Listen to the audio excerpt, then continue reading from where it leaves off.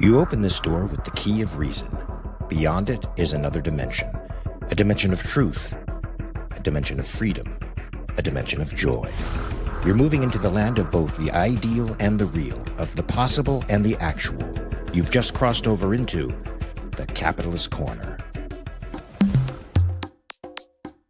Where reason meets reality, welcome to the Capitalist Corner. Welcome, folks. It is No-Gi Thursday, and I'm practicing a little no-gi right now with my little friend Ziggy here, who is on my right-hand side, going absolutely insane because his mother's not here. Welcome to the Capitalist Corner. I'm your host, Mark Pellegrino, also the chairman of the American Capitalist Party, along with my co-host and vice chair, Mr. Michael Liebowitz, who is also helming this ship we call the Rational Alternative. Michael, tell us what's going on while I contain Ziggy and post this on X. Well, first of all, I just want to say rest in peace to the inimitable Bonnie Tyler. That's some sad news we got today. Do I sound all right to you? You sound fine. Okay. So on this great channel, the Rational Alternative. Before you get into that, why did you think you didn't sound fine? What was wrong? Because it sounds strange in my ears, but that just might be my hearing and have nothing to do with anything else. Okay. So now can I tell what we got going on, or you want Please to do. No, please do. No. Okay. This is the Rational Alternative YouTube channel. On this channel, we also have other shows such as the Michael Liebowitz Show, for instance, which right now has out a great interview on the status of the liberty movement with Sheldon Richman. I'm actually going to be doing a series, and when I get done today, I'm going to release another interview I just did this morning with Robert Trzynski, who's running for Congress in the 5th District in Virginia.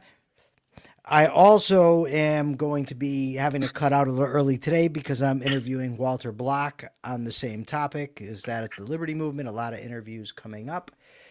So yeah, we got a lot of good stuff. We love your super chats and super stickers, but given that we've got to get out of here early, why don't we just get going? Michael, are we on Twitch? We are on Twitch, yes. Anything else? YouTube and X, yeah. There you go. Share to X. So, folks, make sure you like and subscribe to this channel. We got to get these ethics of individualism out there in the world, the economics of capitalism. We want you to have your lives back, from the parasitic political class. We're silly that way, not just for you, but because we want our lives back. We want to live free, and we think that's the way everybody should live. Michael, did you want to go into the extremes of the left and right first? Is that what you want to do? Well, no, I thought first we could just go over the regular news of the day. There wasn't much. See, this is what happens. Sometimes I'll wake up in the morning and I'll go all through the news, and there's just nothing. Nothing worth talking about. And then I've got to figure out what the hell we're going to come out here and talk about.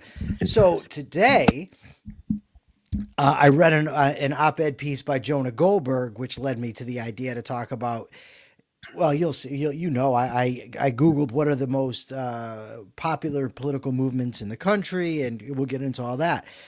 But if you want to talk about the on again, off again ceasefire, we can, you can mention that. But if not, that's fine with me too. We don't. Well, really let's get into MAGA a little bit, because we talk about Donald Trump a lot. We talk about this movement called MAGA as taking over the Republican the Republican Party, and more or less what. Well, I mean, sometimes I just think that you don't follow the flow naturally, because the way that I would have done it, if I was Michael, do you need to host this show? Is that what you need to do? Because you have your own roadmap in your head. If I'm doing it my way, it goes against you. Your OCD sets off, fire alarms everywhere, and then you can't continue. You just need to control the show. But no, you've been watching too many episodes of House, bro. Well, I haven't watched House in a while, but I did look into. This is what I would have said. Look, the 5 most popular movements that identified today in the country are MAGA is number 1, and number 2 is progressivism, democratic socialism, and then we've got the other stuff. And I'll be honest, some of the AIs, 2 of them actually put conservatism and liberalism in there, which I No. didn't, I thought that was just absurd.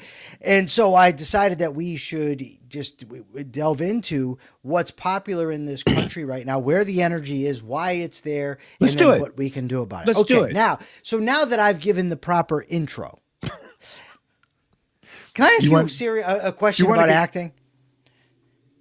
After you just busted my balls, you want some information on acting. Yes. All right, go ahead. I do. So I watched this movie, and the movie had two very good actors in it. It had Robert De Niro and Edward Norton in it. Both phenomenal actors. The movie's called Stone. And Edward Norton, I thought, did a very good job of acting. The movie just sucked. And I'm wondering, when actors take a job, right? Like, these guys are very wealthy. Do they look at this script and are like, yes, this is going to be good? Or do they just do it because they say, you know what, you're going to pay me, I'm going to do it? It's possible that any of those are possibilities. Edward Norton is a great actor, notoriously difficult to work with because he goes into the editing room and usurps the role of director and starts pushing his own ideas as to how the film should be composed. When he did a film with the guy who directed Waterworld, I forget what film he did with him. Anyway, he locked the director out of the editing room. Literally locked him out of the editing room. That is a faux pas. So I don't know if that's made Edward Norton a little bit difficult to work with, and so maybe he would take a job based on monetary interests. I've seen, look, De Niro did We're No Angels with Sean Penn, one of the worst movies I think I've ever seen. But on paper, it probably looked great because it was David Mamet. And then you got a powerhouse like Sean Penn, who's a fantastic actor. And you think the two of them combining their great acting sensibilities and a sort of comedic, I think it felt like it was De Niro's first, extension of himself into the comedic world. It didn't work. It was pretty bad. He's since, of course, redeemed himself with super, super funny stuff. But at the time, it was bad. So, yeah, I mean, I personally have one criteria mostly for taking acting work, and that is, will they pay me? The other possible alternative is, are they my friends and do I want to promote them and help them? And therefore, I will take less on the money front just to, work with my friends. That's another thing.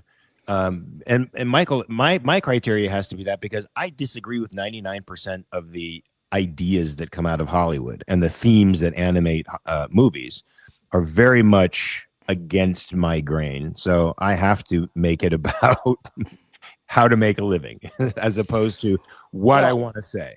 We are going to drive up this show, and we're going to drive up this channel to where we're both making enough money where you can retire from acting and just talk philosophy and politics. We are up now to 910 followers, by the way.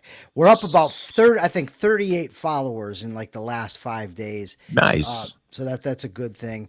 Hello, Danny. I'm wondering if we're getting coffee today. Please let me know. Okay, so now let's dive into first the Democratic Socialists. Really? That's not the way I would have done it. Okay, do it your way. No, well, I wanted to go MAGA first because go MAGA. Yeah. MAGA. Yeah, you were gonna go MAGA first. That's good. Okay. And MAGA. it's actually, I have to say MAGA. I can't say. Well, you MAGA. say it appropriately. MAGA. Okay. So yeah. So everybody knows that MAGA has basically taken over the Republican Party now. The Republican Party is composed of this America First, Christian, Christian-based. Hold on a second. You have to talk because this guy. This dog is insane. So within MAGA, MAGA basically it's a populist movement. Meaning in essence, it's based on grievances. They're pissed about globalization. They're pissed about this, the elites, the yada yadas. They also are very nativist. Tariffs. We want to have tariffs. We want to have border controls. Also, basically, Michael, all of our problems are because of immigrants. Immigrants have come into the country because we've diluted our culture with multiculturalism. We've given over our markets to other nationalities, and so it's You all see about. what just happened? Yes, I took over because the dog But- is now gone. But you told me to start talking, so I talked, and you just This is raced the way I in. roll. You've got like a racer jacket on. That's like a motorcycle racer shirt. It's called a rash guard, my friend. So they blame everything on, foreign ideas coming into the country. So we need to insulate ourselves from that. Global trade has diluted our markets and made us susceptible to other powers taking over, the economic dominance. So we're pulling inward with protectionism, anti-immigration laws. And also, Michael, they think our culture has been diluted through multiculturalism. And so they're trying to harken back to another time, which is somewhere in the 50s and or somewhere in the time, this fictitious time in conservative revisionism, where Christian ethics ruled the day and made the country. And they're trying to turn the clock back to that. That's what I think MAGA is. Do you disagree? No, I do agree. I think there's, what's the word I'm looking for? Various sects within the MAGA movement, the Christian nationalists or, that sort of thing. The post-liberals, where J.D. Vance is buddied up with Kevin Dineen or Patrick Dineen. Kevin Dineen played for the Whalers, the hometown hockey team here. But anyways, what I do find interesting is there's a blazing contradiction. I mean, there's a lot of them, but there's one especially, contradictions that go right through the heart of the entire MAGA thing. It's this idea is we want to have our culture. We want to have a good culture, Christian culture. But these people are some of the biggest assholes you will ever come across in your life. Indeed. Right. They're like, Trump is crass. He's a liar. He's bombastic. I don't understand how that fits in with their whole, we want to go back to the Leave It to Beaver generation. Well, Michael, because they're inhabited by men, I'm gonna go out on a limb and say likely micro-penised men who think that masculinity is this toxic brew of fake toughness, right? Yes. Of crudity, crassness, lack of regard for anybody else in your orbit, inconsiderate, narcissistic. These are the qualities that these guys are equating with masculinity. Unfortunately, it's like the Matt Walshes of the world and the Andrew Tates of the world are projecting this nonsense. And so that's why you have the combined element of this pseudo traditionalism and this toxic, I have to say it's a terrible term, toxic masculinity. It's terrible because it's used in all the wrong ways, and it's made. Why not call it pseudo masculinity? Pseudo masculinity. That's what it is. It's pseudo masculinity.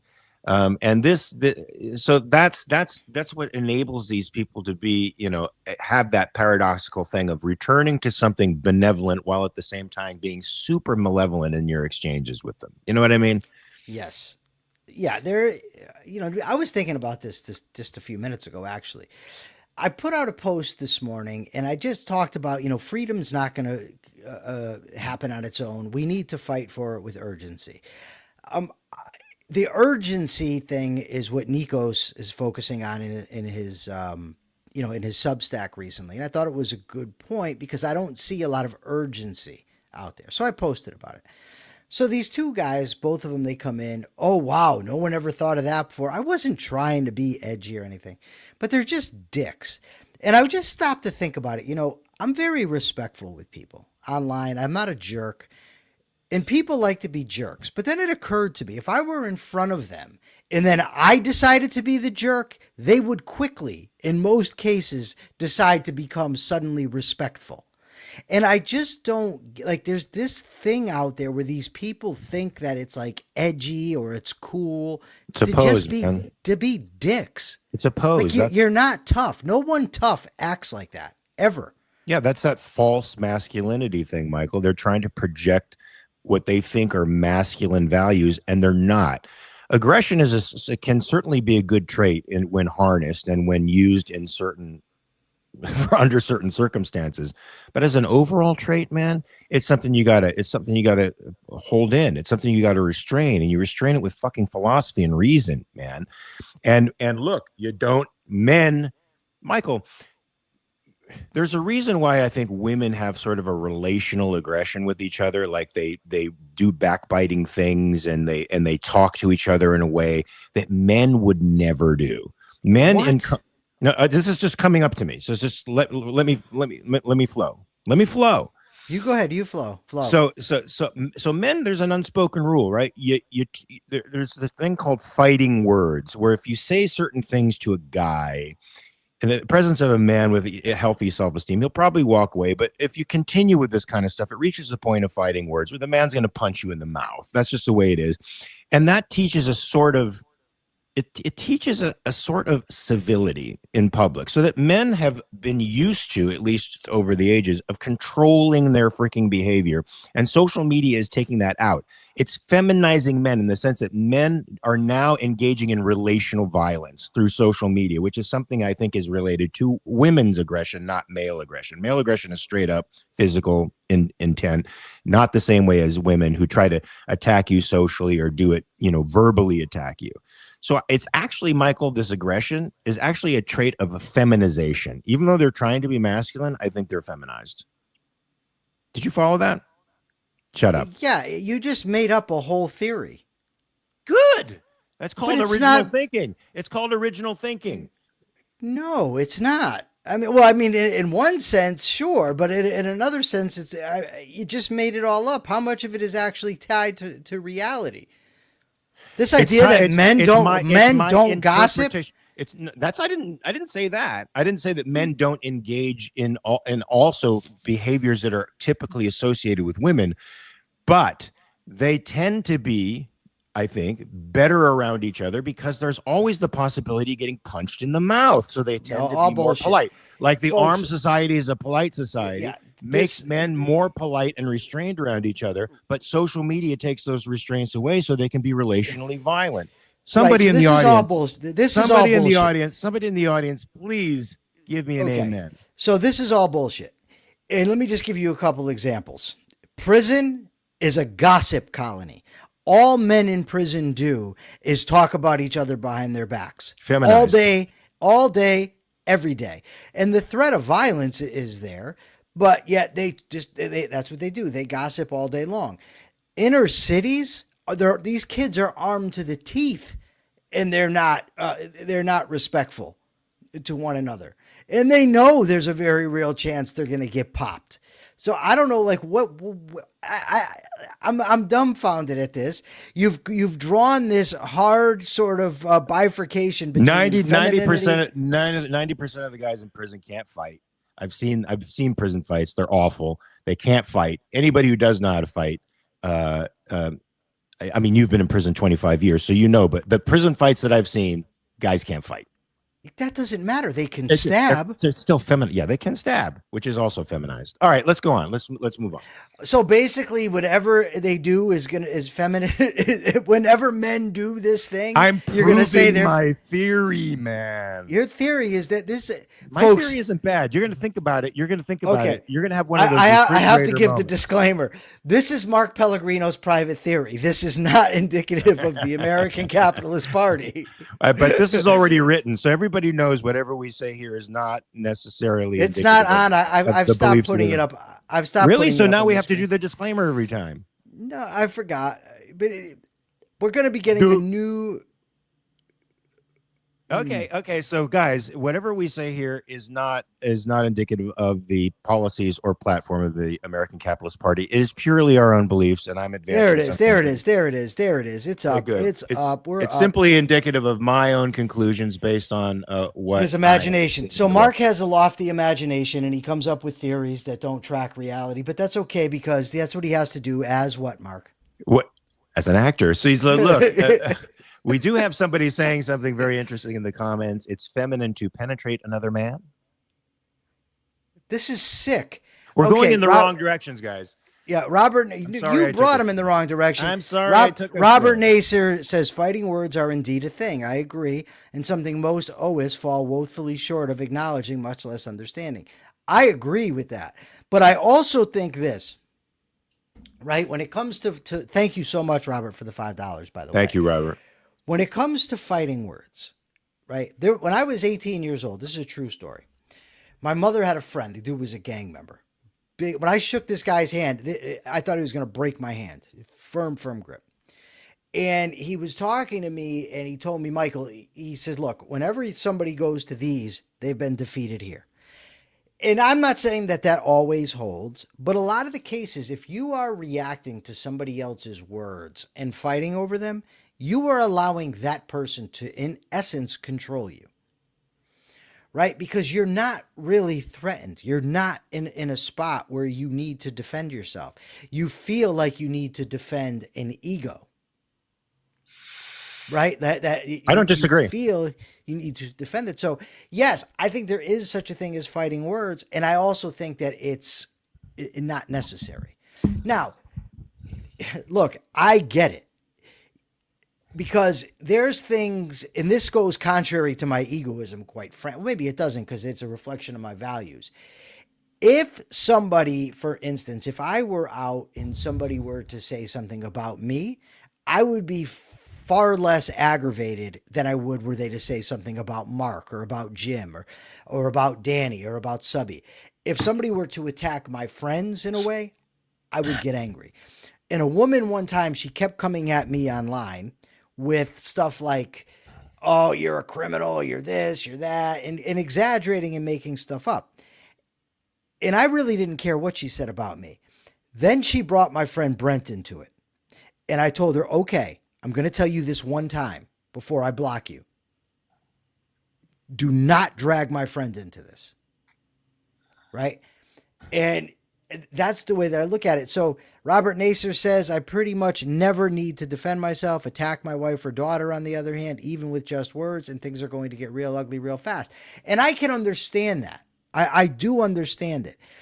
But I would suggest this, and maybe this is, I want everybody to understand my context, is I'm somebody that has had to train myself to not react to words with violence, to not act violently. Right? It was imperative for me to do so in order to learn how to function in a free world. That said, let's say I'm out somewhere with my girlfriend. Now, I want to protect my girlfriend, right? And let's even throw in I have a child, which I don't, but let's just say I do. And somebody uses words to say something derogatory about my wife and my child. So I decide I'm going to do physical harm to that person, right? As a result of doing that harm, and once you initiate that fight, by the way, you don't get to control the outcome, right? You land a shot on someone's jaw or you swing and hit somebody in the throat, bad things can happen quickly. So let's say you seriously hurt somebody in this fight. Now you end up in prison. While you're in prison for defending your wife and child against words, who now is there to defend them if actual danger arises? Right? And to me, that's very important. Right? Because real violence needs to be defended against. Words, meh. Understandable. So let's get back to the topic, though, Michael. We're talking about MAGA, and we were talking about the fake masculinity that inhabits that movement. But there's another movement competing with it. It seems to be gaining strength right now, the Democratic Socialist movement, or what people call the progressive movement. Talk about that, man. Tell us a little bit about the progressive movement and the socialist movement. Well, we actually addressed this yesterday, in regard to the Democratic Socialists, that they're ascendant within the Democratic Party. And you kind of have to do this because I think the Democratic Socialists, like Bernie Sanders and AOC, they like to conflate themselves with social democrats. right? Mm-hmm. They're not the same thing. Not even close. So if you look at a social democracy, for instance, like Sweden, Sweden is largely capitalist, except for with high taxes and a welfare state. But in terms of, I think, minimum wage, property rights, free trade, that sort of thing, they're actually very good, better than America in a lot of ways when it comes to capitalism. But they do have a large welfare state. That's not the same as socialism, where you're seeking to appropriate the means of production, or you're seeking to abolish capitalism in whatever ways you want, which is what these folks ultimately wish to do. So, but that's what they want. They try and sometimes to, differentiate themselves from Marx, whatever. I don't care about the modifier democratic, because some of them even say you shouldn't be allowed to vote out the socialist unless you have supermajorities. This is an evil ideology. It's about you ultimately not belonging to you, but to the group. And each member of the group, of course, belongs to the group. And it's very contradictory. But ultimately, you're not free. And this is an ascendant movement. And I think that there's a big connection between these guys in MAGA, in that, I don't know if you read the stuff I sent you about critical race theory and Black Lives Matter and whatnot. That's a part of this sort of, as the Christian nationalists are kind of with MAGA, the Black Lives Matter critical race theorist folks are kind of with the Democratic Socialists in that same area. And now I forgot, of course, what I was going to say. Oh, now I remembered. A lot of this stuff on both sides here is grievance driven. It's about life hasn't worked out the way that I wanted it to, and somebody owes me something because of it. And it's not a matter of, and I'm not saying there aren't obstructions in society. For instance, like minimum wage laws, business regulations, things that really get in the way of upward mobility, right? But instead of advocating to get rid of the actual barriers, they want to exacerbate them, make them worse, but on somebody else and to their benefit. Highly grievance driven. And what you were trying to capture with the idea of femininity, I wouldn't say femininity though, is a very real thing. And it's this idea that somebody else is always to blame for my problems. I'm not responsible. It's you. You owe me. And that is very infantilizing, Michael. It's an infant. Yes, there's a good word. And it's also cowardly. It's a cowardly approach to life. It's a cowardly and child's view of the world, where they're expecting someone from the outside to do their bidding for them, to live their life for them. I tweeted on X at some point yesterday or today, where somebody's like, a wage is supposed to support somebody for life. I'm like, no, a wage is supposed to pay you for a job. Your boss ain't your dad. Your life is your responsibility, and it's up to you to make yourself valuable enough to support yourself. How weird is that, Michael? Both sides, you're right, have grievances, and both sides also look at the government as tilting the odds in favor of their particular tribe, right? The government is the rectifier. It's the rectifier. So for the left, they see the government as when properly used, as using its power to spread equality amongst the people, to hobble the people that are, frankly, more energetic, more intelligent, more value creating, and exploit them for the purposes of making the society equal. And the right seems to see the problem in a different way for promoting their particular tribe, their particular interests, advancing nationalism and Christianity and protectionism across the state. So, yeah, we're caught between these poles, Michael, which reminds me of the past. Frankly, I feel like we're in the 1930s, where the options are communism, fascism. And these are the two Wow. options. And these two tribes are fighting themselves for predominance. And it's not like they're different. Everybody thinks the academics have told us that the fascists are the right, the communists are the left, and they're fighting each other because they're polar opposites. They're not polar opposites any more than Protestants and Catholics are polar opposites. They agree with each other essentially. They're fighting for dominance. That's it. Yes. And, one of the questions that I asked this morning while preparing for the show was the percentage of people that support the type of capitalism advocated by a Ludwig von Mises and an Ayn Rand. And it's hard to tell because when people say they support capitalism, it's like the old Tea Party thing, keep your government hands off my Medicare. You know what I mean? So, but it was very low. I think 15% of people in this country. 7 to 15%, Michael. 7-50%, right. That's a very small percentage of people. So we have work to do. One of the articles that came up was this article from Cato about how the right has completely abandoned the economics of Ludwig von Mises. I also, though, it said that a large percentage of Americans have a positive view of Ayn Rand, and I thought that was strange. I don't get found that. very. I didn't either, and I find it weird. But the problem is, it's like you throw out a word like, do you like freedom? Yeah, freedom. But everybody means something different by it. So, it's hard to tell what their views actually are. But Ayn Rand seems to be one of the more misunderstood cultural icons, right? And the people who hate her, which seem to be quite a few, especially university educated folks, they've never even really read her stuff. I think they've just read critiques or something in Salon, but they've never read her, firsthand. Right. So, I was thinking about the advocacy for capitalism, and Leonard Read came to my mind. I actually was thinking about Leonard Read yesterday, but we didn't get to it. Leonard Read started the first libertarian think tank, the Foundation for Economic Education. Mises wrote for them. Milton Friedman has written for them.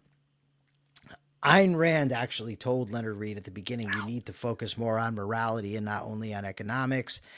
But nevertheless, that organization, the Foundation of Economic Education, got me a lot of the information that I needed when I was in prison so that I could learn about the things that I needed to learn about, including, by the way, introducing me to Laissez-Faire Books, which is where I got my copy, both Atlas Shrugged and Opar and The Virtue of Selfishness originally. Leonard Read wrote this paper called iPencil. And it's a magnificent paper that demonstrates the importance of the division of labor and free trade. It talks about all the people that contribute to the making of the pencil. The people that have to wet the graphite, whatever the hell that means, and cut the cedar trees and transport it. And none of these people independently knows how to make the pencil, but because the market's free, they ultimately converge and it gets done. And he even goes so far as to talk about, okay, and the people who worked on it, what about the morning coffee that they're drinking? How did they get their coffee? Who grew the coffee, produced the coffee, ships the coffee? And you could go through, their breakfast, their clothing, right? And you just think about all the things that have to connect and go right in order for this to happen. It's just a magnificent piece, iPencil, Mark. What say you? It's great. Yeah, you really get to see how markets spontaneously coordinate tens of thousands of people, hundreds of industries in order to create a product. This is something that no centralized authority can do. Did you hear that? Yeah, he doesn't care what you're doing. I thought about that this morning. My dog came in here and jumped up, and I'm here at the computer. She jumps up and wants to be pet. And I just look at her, and this dog could not care less what I'm doing, what's going on, nothing. I want it, and I want it now, and that's it. Yeah, that's what I love. Rob Lake and Heath, look at this. $5 from Rob. Thank you. The U.S. was founded for the protection of individual rights and freedoms. Accordingly, socialism is illegal in the United States. Well, it was.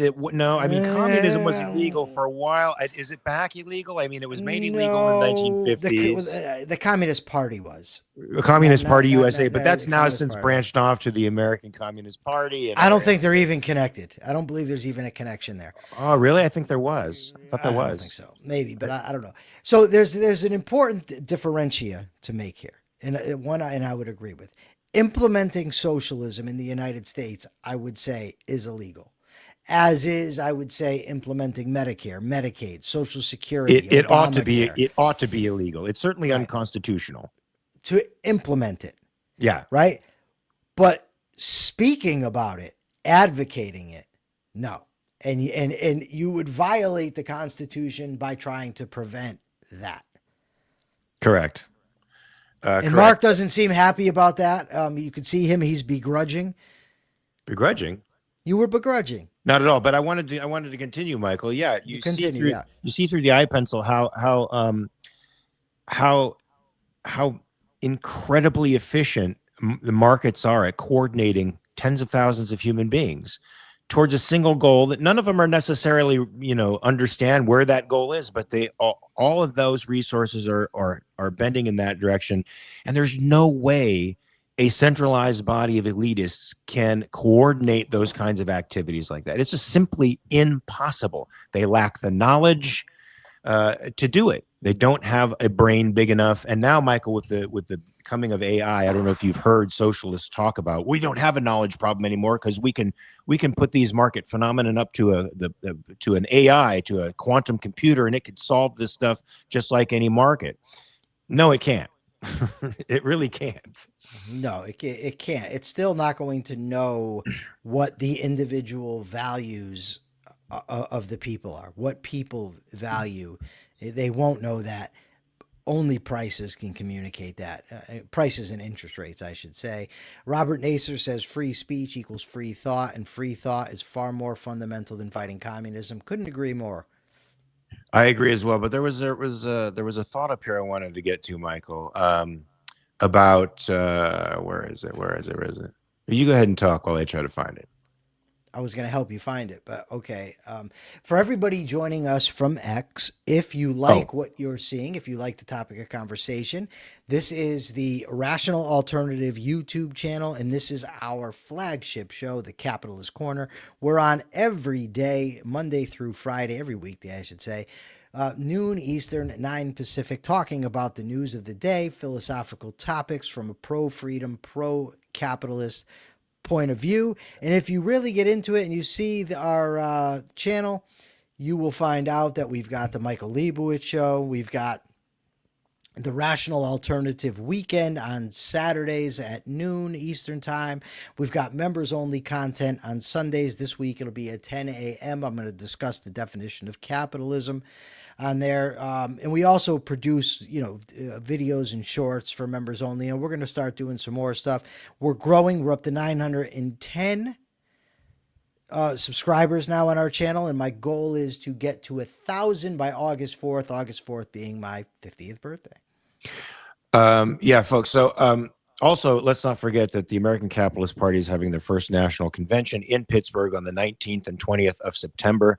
If you are liberty-minded, please show up. Help us with our policies. Help us create legislation. Help us open chapters in other states. Help us grow as a political movement and fight the tribes of the left and the right. Thank you for the super sticker, Nicole. $5 super sticker. Here's the thing that I wanted to throw by you, Michael. So yeah, the biggest hurdle for the objectivist movement is the poisoning of the well. How do we purify it? That's the riddle. What do you think? I'm of a few minds on this. I don't, to say that it needs to be purified means there has to be a purifier, right? And who's going to be the one to do that? Ayn Rand herself said, look, nobody can speak in my name. She said, I don't want groups or organizations forming around my name, using my name. She didn't want that. And she even said, look, I don't even want people calling themselves objectivists, because she was worried about the very thing you've talked about. She said, I want people to call themselves students of objectivism. So what do we have now? We have an abundance of organizations that are promoting objectivism and doing so in Ayn Rand's name. And we have an abundance of people who call themselves objectivists.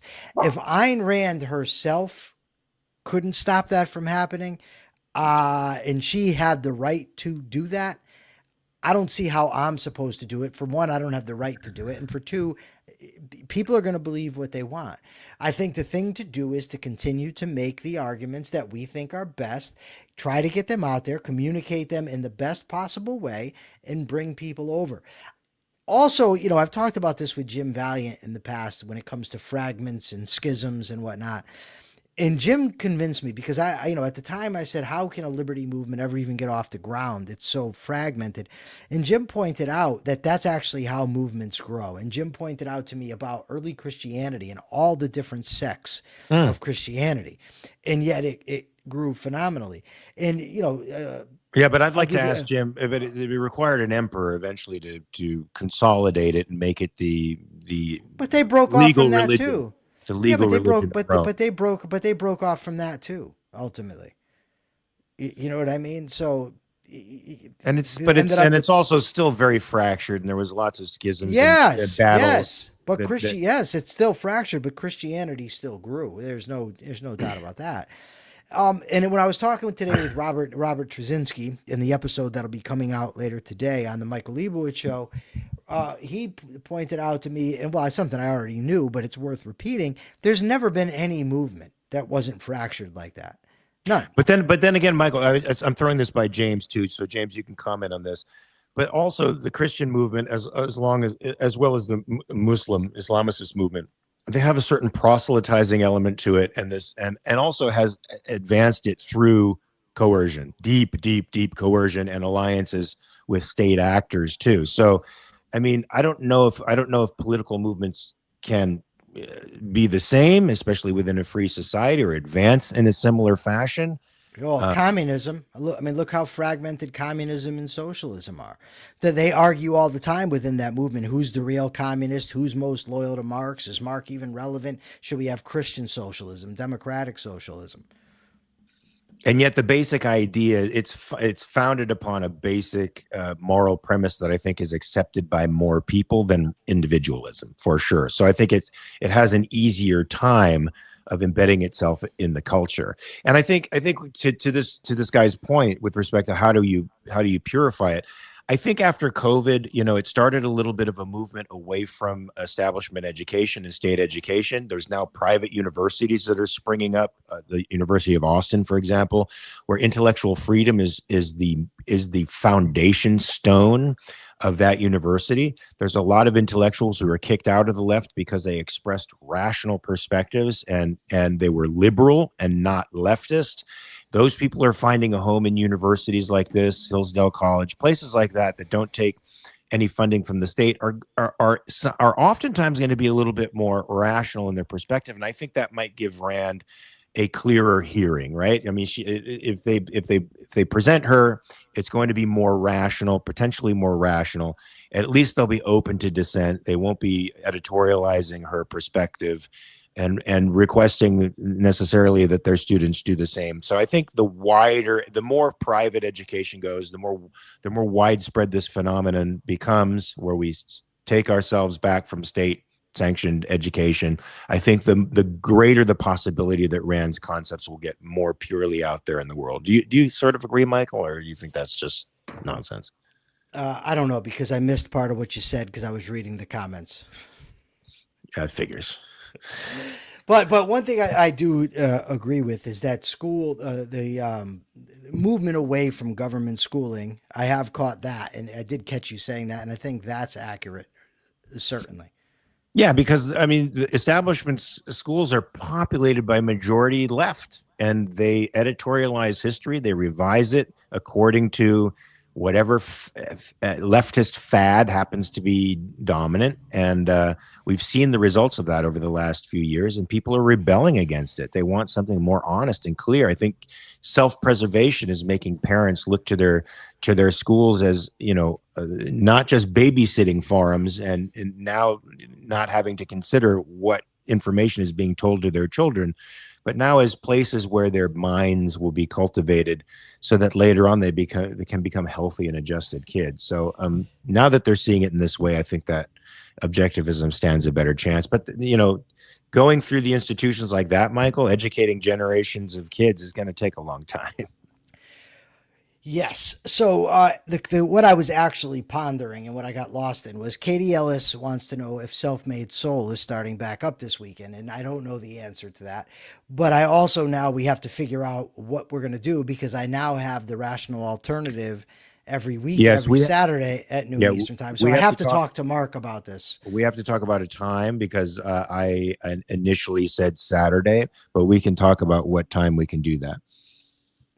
Okay, so yesterday's question was, first I asked Black Sabbath or Led Zeppelin, but Mark then expanded the question to favorite band, so who knows what we're going to get. But we have, I love Black Sabbath, but Zeppelin is tops to me. That's from Joseph Collard. Am I pronouncing it right? I hope so. Greg Doherty says, as a Southerner, I am compelled to vote for Leonard Skinner. Ian Gilmore says, I'll be in the minority, but Black Sabbath is better than Zeppelin based on depth of catalog. Robert Naser says, it's a silly question. Ozzy's great, but come on.